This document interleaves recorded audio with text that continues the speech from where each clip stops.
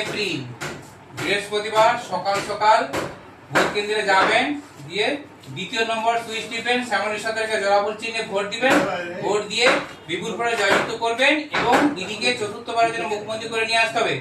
দিদি যেহেতু আপনাদের জন্য অনেক কিছু করছে, এই যে লক্ষ্মীর ভান্ডার করেছে, স্বাস্থ্যসাথী, তারপরে বিভিন্ন রকম প্রকল্পের মাধ্যম দিয়ে মানে উন্নয়ন করছে, তাই দিদিকে চতুর্থবারের জন্য মুখ্যমন্ত্রী করে নিয়ে আসতে হবে এবং দিদির মনোনীত প্রার্থী শ্যামলী সরকারকে বিপুল ভোটে জয়যুক্ত করতে হবে এবং শীতল কপাটকে গোহারান হারাতে হবে। কারণ শীতল কপাট 5 বছরে কোনো উন্নয়নমূলক কাজ করেনি।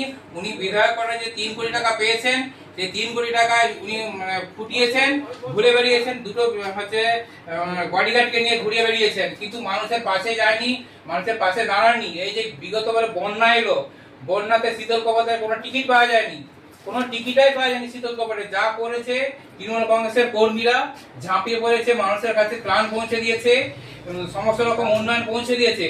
তাই দিদির পক্ষ থেকে এসেছি যে দিদির মনোনীত প্রার্থী শ্যামলী সরকারকে জোড়াফুল চিহ্নে ভোট দিয়ে বিপুল ভোটে জয়যুক্ত করবেন এবং শ্যামলী সরকারের হাতে ঘাটাল বিধানসভা তুলে দিবেন।